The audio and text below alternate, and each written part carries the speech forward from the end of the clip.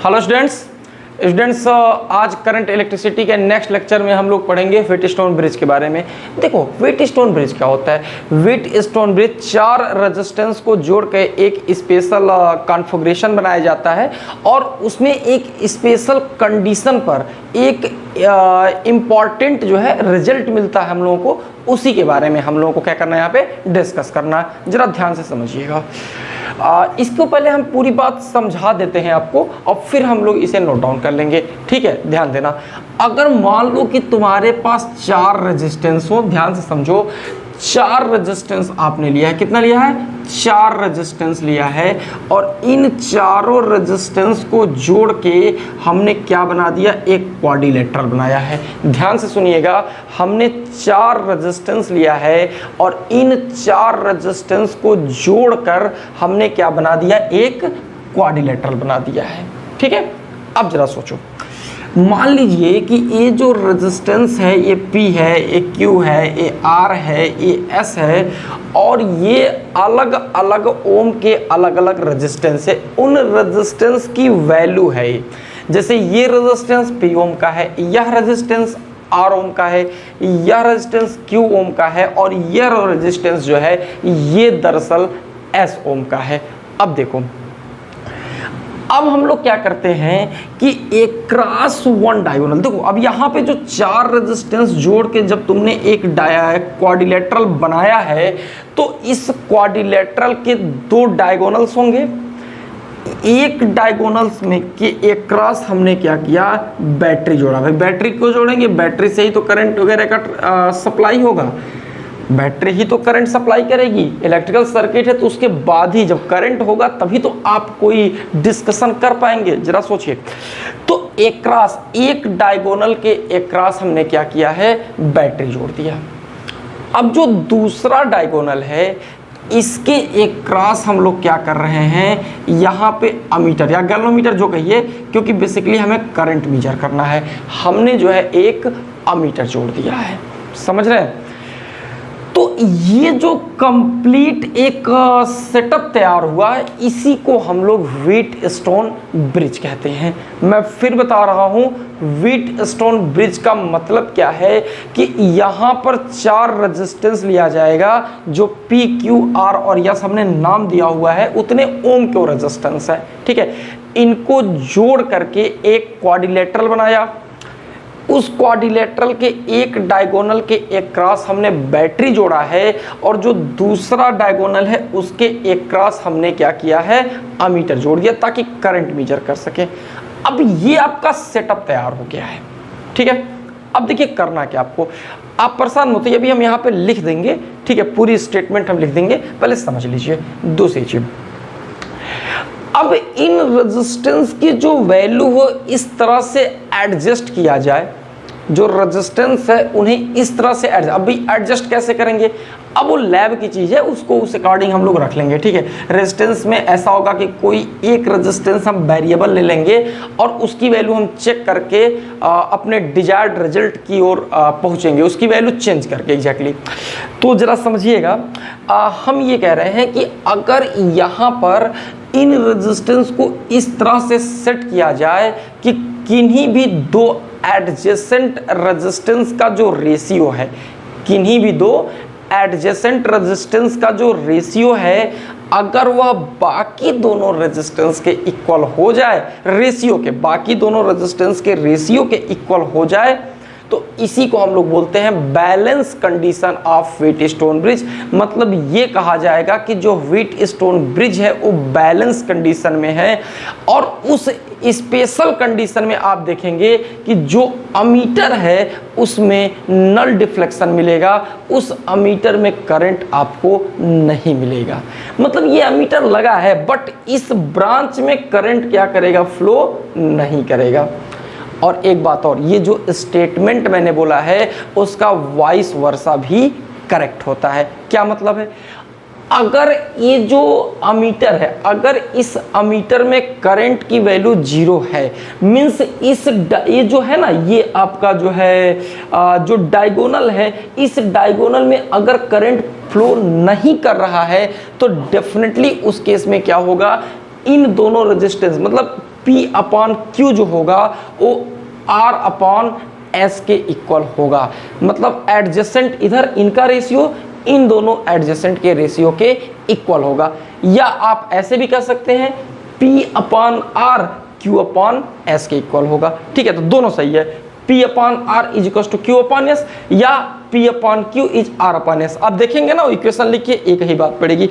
अब जो स्टेटमेंट हमने बोला है जरा उसको हम यहाँ लिख दे रहे हैं और फिर उसको समझाते हैं आपको। देखिए स्टेटमेंट इसलिए आप लोग लिख लीजिए क्योंकि बोर्ड एग्जाम में हो सकता हो स्टेटमेंट लिखने को आ जाए। ये है कि if 4 resistances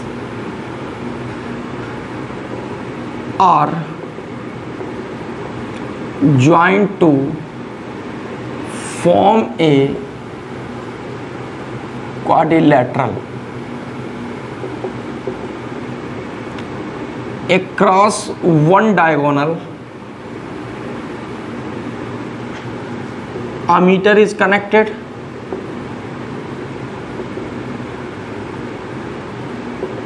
and across another diagonal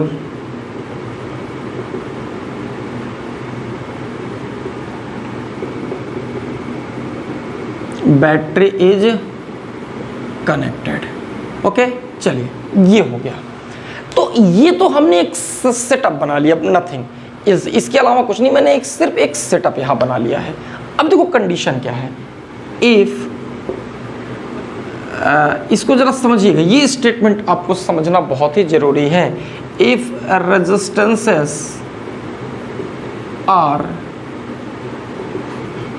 adjusted in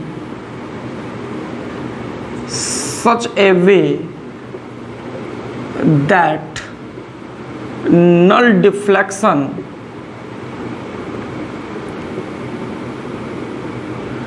occurs in ammeter, means जो अमीटर है उसमें नल डिफ्लेक्शन मिले।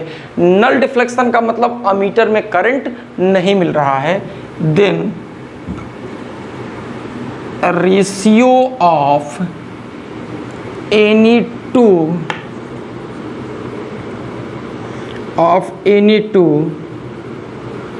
adjacent resistances will be equal to the ratio of remaining two resistances. ये आपका क्या हो गया, कंप्लीट स्टेटमेंट हो गया। इस बात को जरा इधर समझ लेते हैं। अगर ऐसा स्टेटमेंट आया, ये अगर कंप्लीट कंडीशन अगर हो रही है कि इस अमीटर में कोई डिफ्लेक्शन नहीं है, तो उस केस में P अपॉन Q जो होगा वो किसके इक्वल होगा, R अपॉन S के इक्वल हो गया। या आप लिख क्या सकते हो यहाँ पे P अपॉन R जो होगा वो फाइनली किसके इक्वल हो गया, Q अपॉन S। देखो एनी टू का रेशियो लेना था, या तो P upon Q equals to R upon S लिखो, या P upon R is equals to Q upon S लिखो।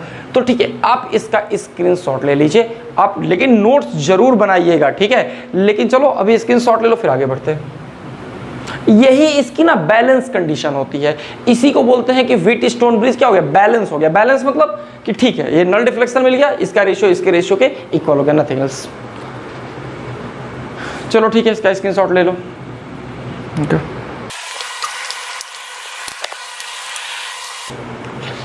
अब जो है हम लोगों को ये देखना है कि जो व्हीट स्टोन ब्रिज है इसे हम लोग प्रूफ कैसे करेंगे। देखो अभी हम लोगों ने क्या पढ़ा है कि भाई बैलेंस कंडीशन में कुछ स्पेशल रिजल्ट आते हैं।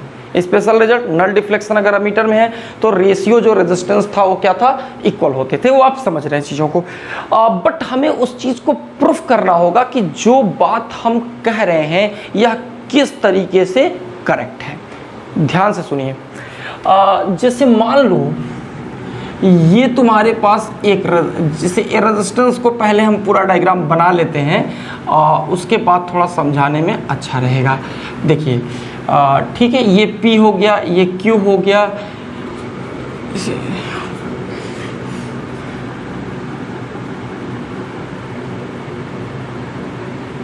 ये R है, यह S है, और यहां पर क्या दिया हुआ है, बैटरी हमने दे रखा आपको, इसके क्रॉस अमीटर लगा दिया है। अब जरा ध्यान से समझना, जरा इस बात को समझो। मान लो कि यहां पे नल डिफ्लेक्शन है, ये तो पहले बता दिया गया है। करंट इट मींस इस ब्रांच में जो करंट है वो कितना है, 0 है। अगर मान लो ये बैटरी है तो इस बैटरी से कुछ करंट निकलेगा, मान लीजिए कितना करंट निकला, आई करंट निकला। अब ये जो आई करंट होगा ये सीधा जाएगा ऐसे, और कहाँ तक जाएगा, यहाँ तक गया। ऑलरेडी हम लोग किरचॉफ्स लॉ को बहुत डिटेल में पढ़ चुके हैं। आप लोग अगर नहीं पढ़े हैं तो एक बार प्लेलिस्ट में जाकर के किरचॉफ्स लॉ पे आई थिंक 3 या 4 लेक्चर हमने बनाया है, उसे ज़रूर देख लीजिए, बहुत इंपॉर्टेंट है। ठीक है, चलो अब यहाँ आते हैं। तो अब अगर मान लो ये आई करंट यहाँ गया, अब यहाँ जाके इसके कुल कितने पाथ हो गए, 2 पाथ हो गए।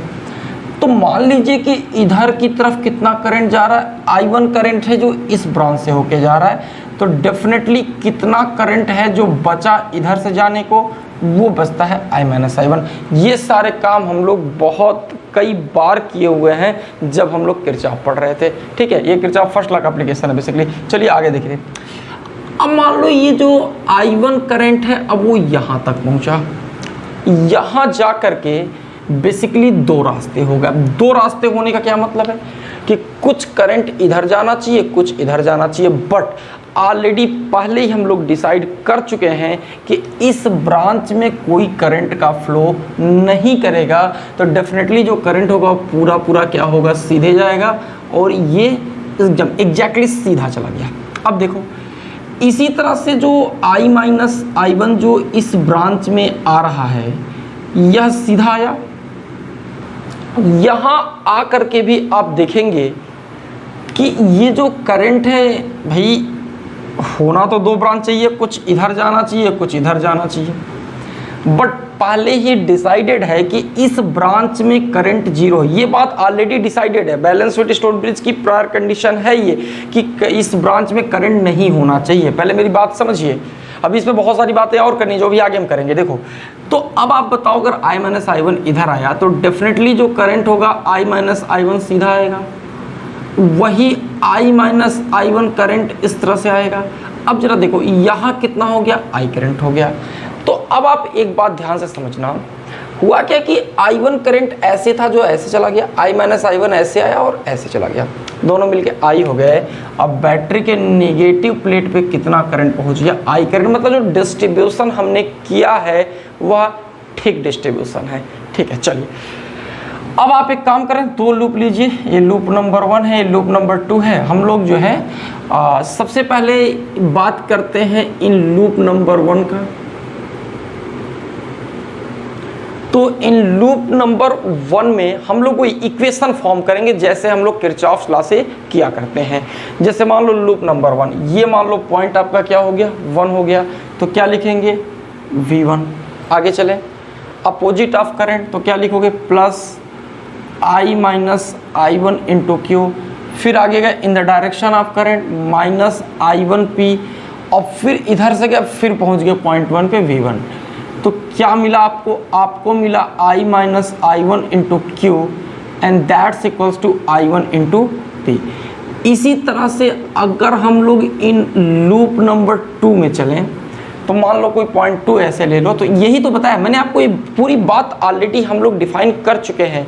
ठीक है, चलो V2 ऐसे चलोगे तो प्लस में I-I1 इंटू S, ये हो गया। आगे गए फिर इधर से आए in the direction of current minus I1 into R, that is V2। Cancel हो गया तो क्या हो गया, I-I1 into S and that's equals to I1 into R, equation 2। एक काम करो, इक्वेशन 1 में डिवाइड कर दो इक्वेशन 2 से, तो क्या मिलेगा, I-I1 into Q whole upon I-I1 into S। तो यहाँ से is equals to I1 into P, that's equals to I1 into R। ये कट गया तो यहाँ से क्या मिला, यहाँ से मिला Q upon S, P upon R। Multiply करेंगे तो P upon Q that's equals to R upon S। देखो Q इधर गया, R इधर गया, तो तो ये देखिए आपको यहाँ रिजल्ट वही मिला जो हम बता रहे थे आपको। तो व्हीटस्टोन ब्रिज का एग्जाम में प्रूफ भी पूछ सकता है आपसे, तो स्टेटमेंट बस याद रखिए, बाकी बातें आप समझ रहे हैं कि अगर जो है रेशियो इक्वल है इनका तो बीच में करंट नहीं जाएगा, मीन्स इस ब्रांच में नल डिफ्लेक्शन होगा अगर जो अमीटर जुड़ा गया है उसमें।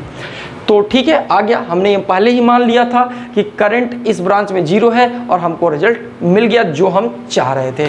ठीक है, चलो इसको अच्छे से, इसका जो है आप एक स्क्रीनशॉट ले लीजिए।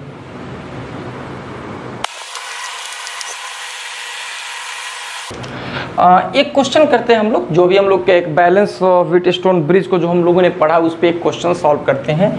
और क्वेश्चन ये है, एक छोटा सा क्वेश्चन है, find equivalent resistance between point A and B. ध्यान समझें, एक बहुत ही बेसिक लेवल का क्वेश्चन हम दे रहे हैं आपको। क्वेश्चन इस तरह से देखो, इक्विवेलेंट रेजिस्टेंस जो टॉपिक है, अभी हम जरा बात करते हैं, पहले डायग्राम आपको बना लें।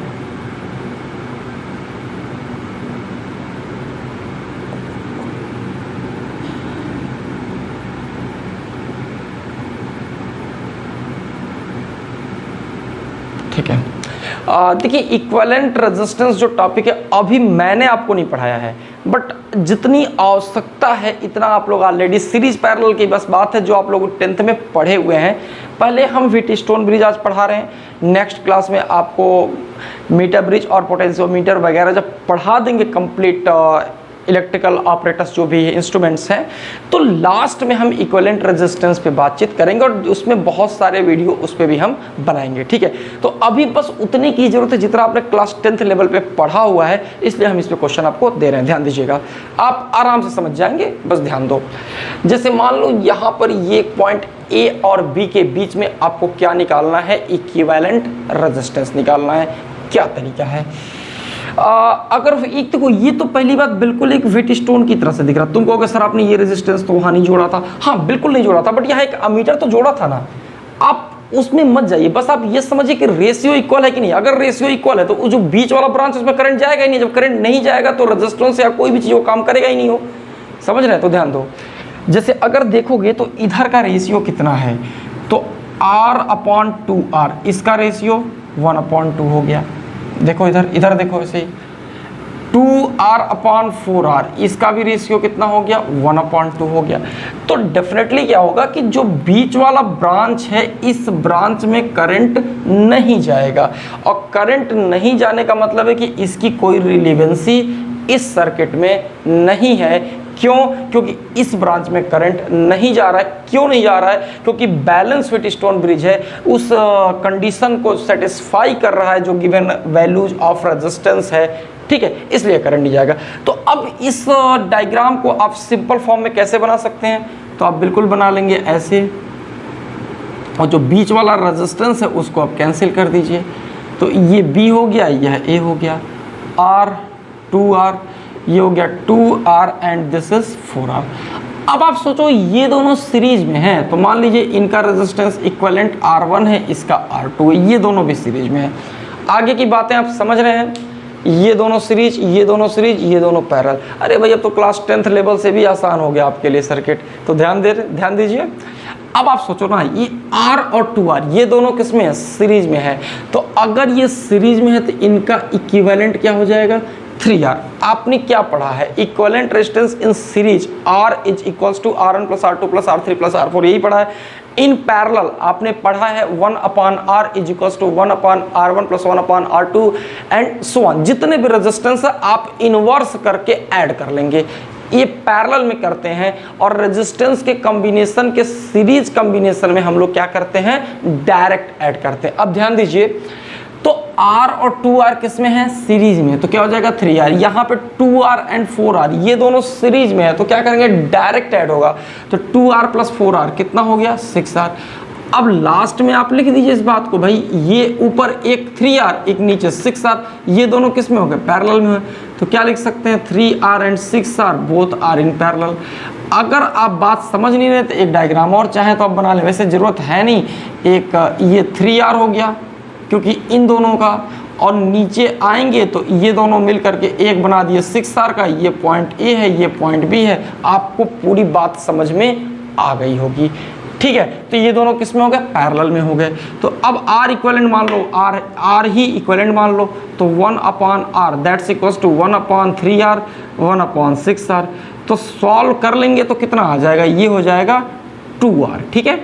6R एलसीएम हो जाएगा और यहाँ हो जाएगा 2 + 1 तो 3/6R 1/2R। तो R की वैल्यू कितनी हो जाएगी, 2R हो जाएगी।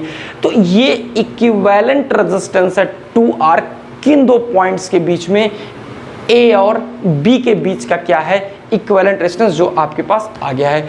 इसका स्क्रीनशॉट ले लीजिए ताकि हम लोग नेक्स्ट क्वेश्चन सॉल्व करें। नेक्स्ट क्वेश्चन हम लोग देखते हैं और क्वेश्चन बी पार्ट है इसका, जरा समझो। वो इस तरह से दिया हुआ है आपको।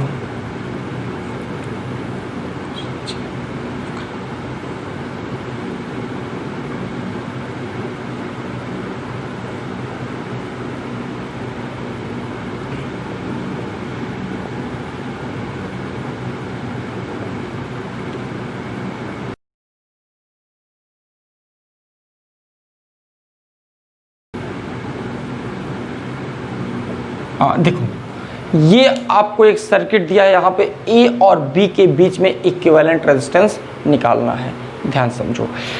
देखिए आप यहाँ पे देख सकते हैं, इधर देखो ना, इधर रेशियो क्या होगा, 1/2 का रेशियो होगा। ध्यान दीजिए, आप देखो इधर रेशियो क्या होगा, 1/2 हो गया। इसी तरह से जब इस साइड जाएंगे तो रेशियो कितना होगा, अगेन आएगा रेशियो कितने का, 1/2 का रेशियो आएगा।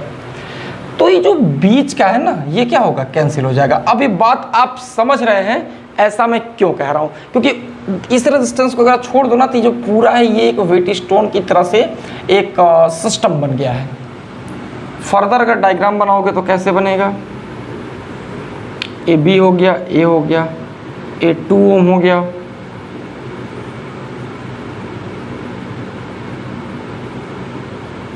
ध्यान दो, 1 ओम 1 ओम 2 ओम एंड 2 ओम, क्योंकि बीच वाला रेजिस्टेंस क्या हो गया, कैंसिल। क्यों कैंसिल हुआ, क्योंकि रेशियो इक्वल होने के वजह से इसमें करंट फ्लो नहीं कर रहा था। अब आप एक बात बताओ, ये जो दोनों है ये किस में है, सीरीज में। तो 1 और 1 ओम सीरीज, तो R1 कितना हो जाएगा, 2 ओम का। भाई आप यहाँ पे बिल्कुल कंसंट्रेट होकर चीज़ों को समझिए। ये 1 ओम और 1 ओम किस में हो गया, सीरीज में। तो 1 और 1 कितना हो गया, 2 ओम। ऐसे ही अगर नीचे वाला रो देखोगे तो क्या मिलेगा, ये भी कितने का है, ए R2 मान लो निकाल रहे हो, ये 2 ओम और 2 ओम, ये दोनों किस में है, अगेन ये दोनों सीरीज में है। तो क्या हो जाएगा, 4 ओम हो जाएगा। और जो नीचे का 2 ओम है ये तो है ही, तो क्या हुआ, ये 2 ओम है, 4 ओम और 2 ओम, ये तीनों किस में हो गए, पैरेलल में हो गए।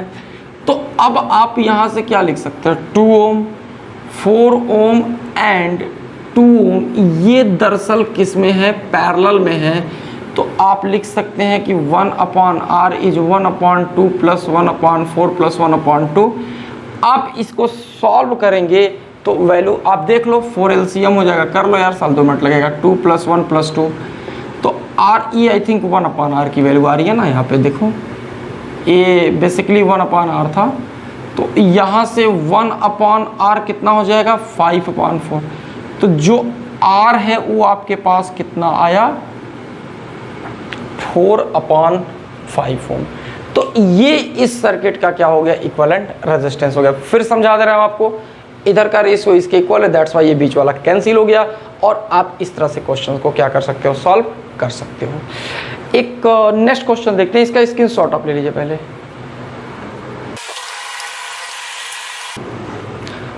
अब हम लोग आते हैं यहाँ पे पार्ट नंबर सी पर। जो नेक्स्ट क्वेश्चन है वो इस तरह से है, यह क्वेश्चन पहले आईआईटी का जो है 2 एग्जाम हुआ करता था, एक स्क्रीनिंग होता था, उसके बाद मेंस, बहुत पहले की बात है। तो यह क्वेश्चन उसमें आया हुआ है, थोड़ा डेटा चेंज रहा होगा, मैं डेटा आपके लिए सिंपल कर दे रहा हूँ। वो आई थिंक कैपिटल आर और आर था, तो मैं डेटा सिंपल कर दे रहा हूँ, फिर आप इसे सॉल्व करो। देखो जैसे मान लो ये आपके पास ऐसे क्वेश्चन है, अगर ए, यहाँ पर क्या करना आपको, यहाँ भी ए और बी के बीच में इक्विवेलेंट रेजिस्टेंस निकालना है। देखो तरीका क्या है, यहाँ पे 2 बार वीट स्टोन लग जाएगा, और क्या तरीका है, कोई ऐसी दिक्कत नहीं है, आप 2 बार भी वीट स्टोन अप्लाई कर सकते हैं। ध्यान दीजिए, अगर आप ऊपर देखेंगे तो यहाँ का रेशियो आप देखो R/2R दैट इज 1/2। इधर देख लो, इधर भी R/2R क्या हो गया, 1/2 हो गया। इधर आप देखेंगे तो 2R/R कितना हो गया, 2 हो गया। इधर भी आप देखेंगे तो 2R/R कितना हो गया, 2 हो गया।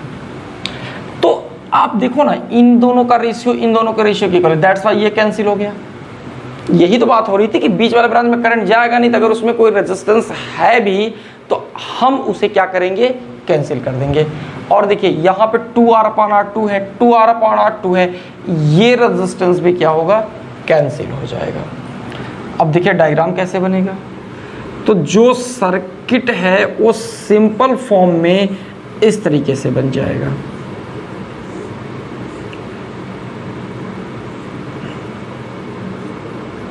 ये देखो यहाँ पे R है, ये 2 कैंसिल हुए हैं बस, और तो कोई कैंसिल हुआ नहीं, 2R R एंड R।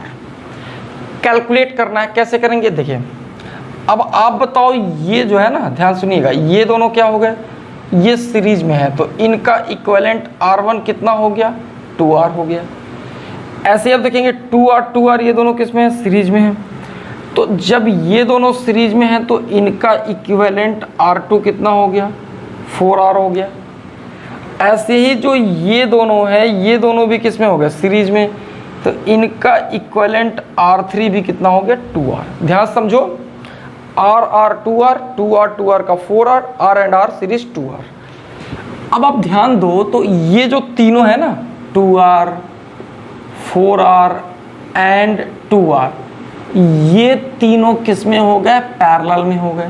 तो इक्विवेलेंट 1/R क्या लिखेंगे, 1/2R, 1/4R, 1/2R। तो 1/R यहाँ पे एलसीएम हो गया, 2 + 1 + 2, तो 1/R की वैल्यू हो गई 5/4R। तो R फाइनली कितना आ रहा है, 4R/5 आ रहा है। तो ये जो 4R/5 है, ये बेसिकली इक्विवेलेंट रेजिस्टेंस है ए और बी के बीच में। इस क्वेश्चन में खास बात ये थी कि व्हीटस्टोन 2 बार लगा है। भाई जितनी बार जरूरत है हम उतनी बार लगाएंगे, 2 बार से क्या मतलब है, ठीक है। तो ये क्वेश्चन का आप क्या करिए, स्क्रीनशॉट ले लीजिए। नेक्स्ट क्वेश्चन देखते हैं। एक क्वेश्चन है, जरा उसे तुम लोग कंसंट्रेट होकर बस देखना, क्योंकि उस क्वेश्चन में कुछ बातें हैं जो मुझे आपको बतानी है, जरा ध्यान से समझोगे आप उस चीज़ को। वो क्वेश्चन आता भी एग्जाम में, कई बार आते भी हैं, एक जरा ध्यान से बस सुनना। ये मान लो उसका डी पार्ट हम कर रहे हैं, ये पॉइंट ए हो गया,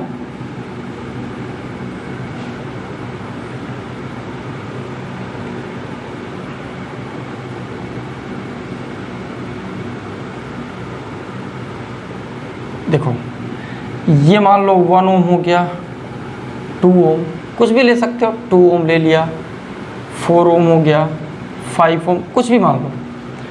अब देखो यहाँ पर क्या बात है, ये क्वेश्चन सही मायने में तो बिल्कुल व्हीटस्टोन पर ही बेस्ड है, बैलेंस व्हीटस्टोन ब्रिज है ये भी। बट हो सकता है कि आपको ये समझ में जल्दी ना आए कि कैसे यह बैलेंस व्हीटस्टोन ब्रिज हो गया। तो ध्यान से समझो इसको समझने के लिए थोड़ा तुम बहुत कंसंट्रेट करना पड़ेगा, क्योंकि अगर एक बार समझ लोगे तो फिर समस्या एक बार अगली बार ये क्वेश्चन तो कभी समस्या नहीं क्रिएट करेगा आपके लिए। जरा समझिएगा, ठीक है। अभी हो सकता है आपको यहाँ पे व्हीटस्टोन न दिख रहा हो, लेकिन अब मैं जैसे कर रहा हूँ जरा वो समझिएगा। ये बताओ, मान लो इस पॉइंट को हम सी और इस पॉइंट को हम डी मान सकते हैं, बोलो। इसको सी और इसको डी तो मान सकते हैं ना, इसमें कोई दिक्कत तो नहीं है ना। चलो अब एक काम करो, ये पॉइंट ए बना लो, ये बी बना लो, ठीक है। चलिए इसको नीचे ही बनाते हैं, यहाँ जाके समझाना मेरे लिए आसान होगा। आप ये पॉइंट ये बना लो और ये पॉइंट भी बना लो, ठीक है, जो था। बस एक काम तुम करो, ये सी ऊपर बना लो और डी जरा यहाँ बनाओ, बस ये मेरी एक बात मान लो। क्यों ऐसा कर रहे हैं अभी आपको समझ में आ जाएगा। ये बताइए, ये रेजिस्टेंस जो 2 ओम का है, 2 ओम का जो रेजिस्टेंस है, एक किसके बीच में है? ए और डी के बीच में। तो बनाइए ए और डी के बीच में। ये जो रेजिस्टेंस है ये किसके बीच में? ए और सी। बनाइए फिर ए और सी के बीच में। ये रेजिस्टेंस किसके बीच में? सी और डी। बनाइए 5 ओम जो है सी और डी के बीच में है। अच्छा, ये रेजिस्टेंस किसके बीच में? बी और सी। बनाइए कितने ओम का है? 2 ओम का हो गया। और ये रेजिस्टेंस किसके बीच में? बी और डी। बना लीजिए कितने ओम का है? ये 4 ओम का है।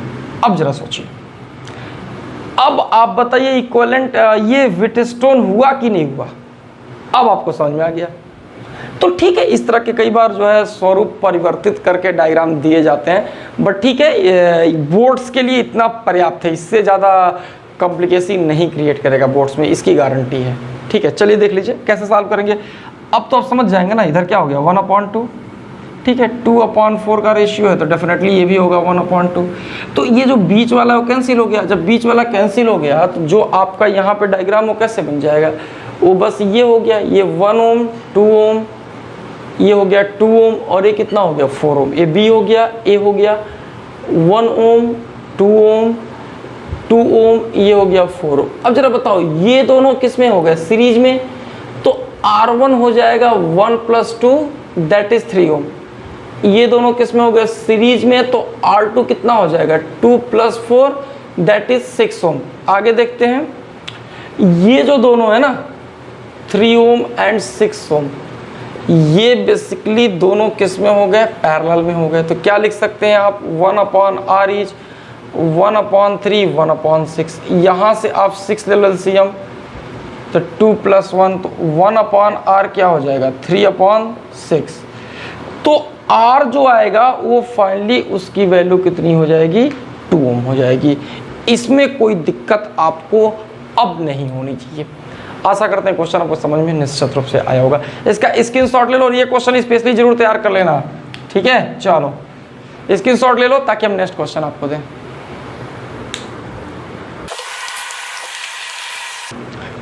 इसका मान लो हम नेक्स्ट पार्ट आपको बता रहे हैं, वो ई पार्ट है। देखो वो कैसे होगा जरा समझना।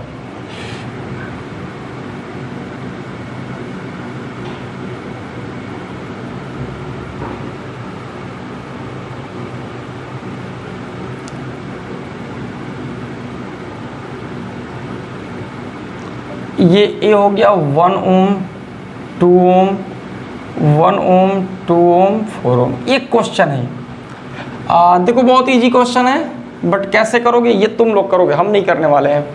बट क्या है, कुछ नहीं, ये जो बी है ना इसको ऐसे क्या करो, यहाँ से इसको ऐसे रोटेट कर दो, मतलब पलट दो ऐसे। तो जो ऐसे है इसको पलट दोगे तो क्या हो जाएगा? ऐसे बन जाएगा। या फिर ये जो बी है ना वो क्या होगा? ऐसे बन जाएगा। तो ए और बी के बीच में आराम से व्हीटस्टोन हो गया, आराम से निकाल लेना, ठीक है। चलो ये तुम ही करोगे, मैं नहीं करने वाला हूँ। चलिए स्क्रीनशॉट ले लीजिए भाई क्वेश्चन का। नेक्स्ट क्वेश्चन,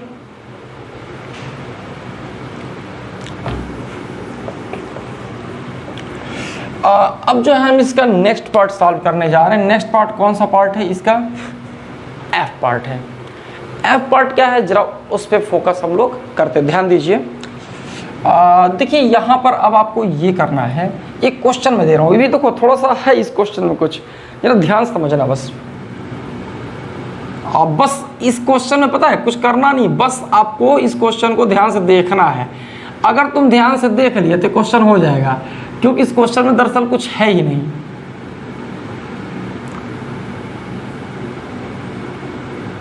देखो जरा सोचो ये क्वेश्चन कैसे लगेगा।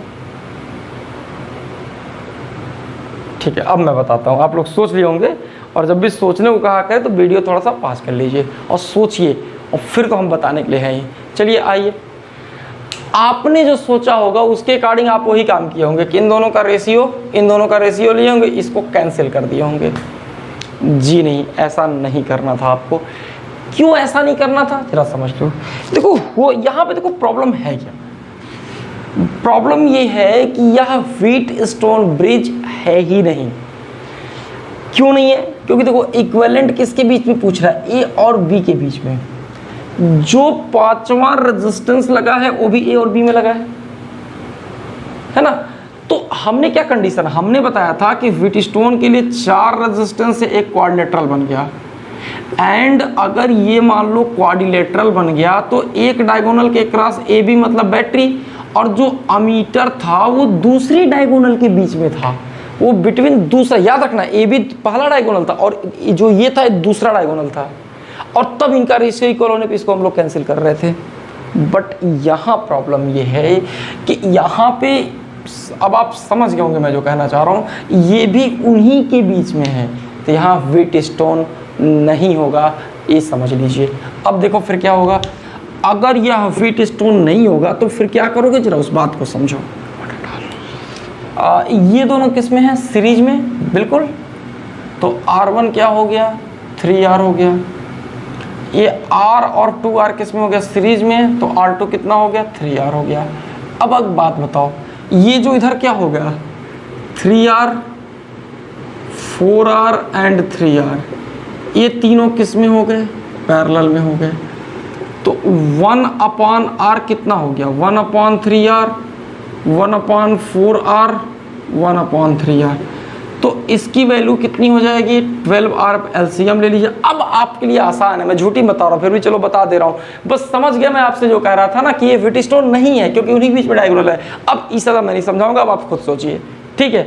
बस समझ लेना, ये क्वेश्चन कभी भी आपको चौंका सकता है एग्जाम में, और मैं गारंटी के साथ कह रहा हूँ कि जिन लोगों ने इस क्वेश्चन को ध्यान से नहीं देखा होगा वो लोग निश्चित रूप से इसे जो है व्हीटस्टोन करके चले आएंगे, जो कि नहीं था, ठीक है। ध्यान देना, इस क्वेश्चन को जरूर से स्टार करके रखना ताकि बार बार इस क्वेश्चन को रिवाइज कर सको, ठीक है। चलो यहाँ पे 12 एलसीएम हो जाएगा, 4 + 3 + 4 हो गया, तो 1/R कितना हो गया, 11/12। अब कैलकुलेशन आप देख लीजिएगा, हम तो अपने अकॉर्डिंग ठीक ही करते हैं कैलकुलेशन, ठीक है। चलो, तो यहाँ से क्या हुआ, आपके पास ये भी टॉपिक क्या हुआ, कंप्लीट हो गया है ना। चलो देखिए, आज हमने आप लोगों को व्हीटस्टोन ब्रिज और उस पर बेस्ड कुछ इंपॉर्टेंट जो ज़्यादातर क्वेश्चंस किस पे आते हैं, इक्विवेलेंट रेजिस्टेंस पे आते हैं, वो मैंने आज सॉल्व करा दिया है। देखो इक्विवेलेंट रेजिस्टेंस अलग से हम कवर भी करेंगे, और जो नेक्स्ट लेक्चर होगा उसमें मीटर ब्रिज भी पढ़ाएंगे और पोटेंशियोमीटर, मतलब कई लेक्चर्स में, एक भी नहीं हो पाएगा, बट आने वाले लेक्चर्स में मीटर ब्रिज और पोटेंशियोमीटर कवर करने के बाद हम इक्विवेलेंट वगैरह पे आएंगे, पढ़ाएंगे, निश्चित रूप से पढ़ाएंगे। आप बस आगे पढ़ते रहिए, इसको ढंग से आप लोग तैयार करते रहिए, ठीक है। चलो, थैंक यू।